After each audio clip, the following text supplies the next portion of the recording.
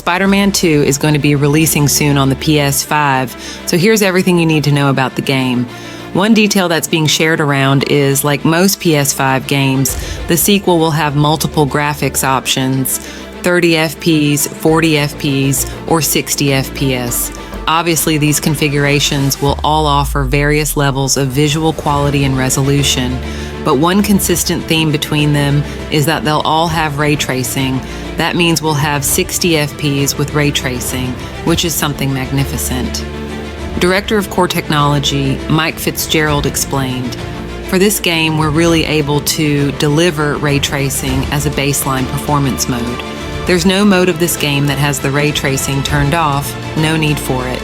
We've really figured out how to deliver what we feel like is the right Spider-Man visuals, and we want to make sure every player is seeing that. This is incredible. The map has double size of the first game. With the expanded map, you'll get to swing your way past the East River and web your way across Queens and Brooklyn while completing story missions, side quests, and city activities along the way. Web wings will be equipable for both Peter and Miles and make traversing the map much easier and faster. Both characters, Peter Parker and Miles Morales, will have new abilities. Miles Morales will have the new blue bioelectricity, and Peter Parker will have the new ability, Iron Arms.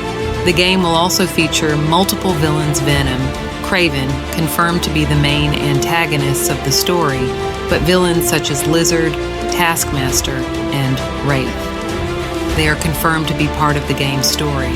The game brings a series of innovations compared to its predecessors, such as 2 protagonists, a larger map, among a series of other additions.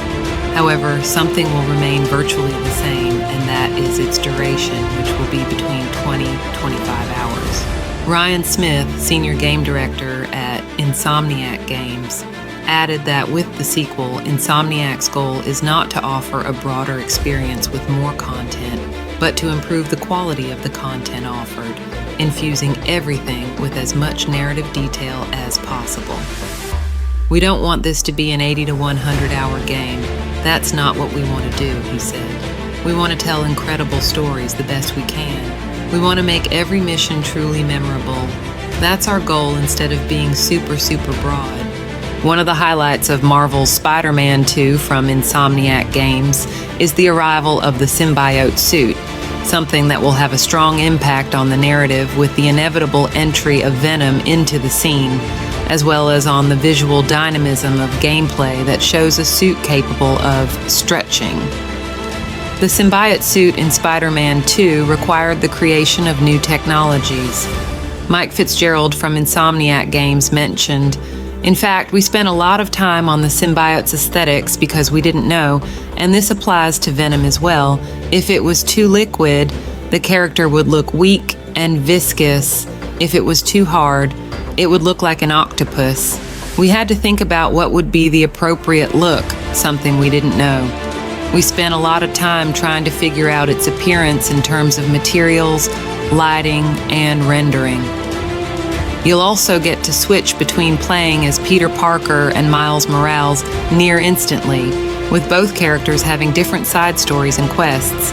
The game will feature 65 different suits, along with a new suit styles feature that lets you apply different color shaders for some suits.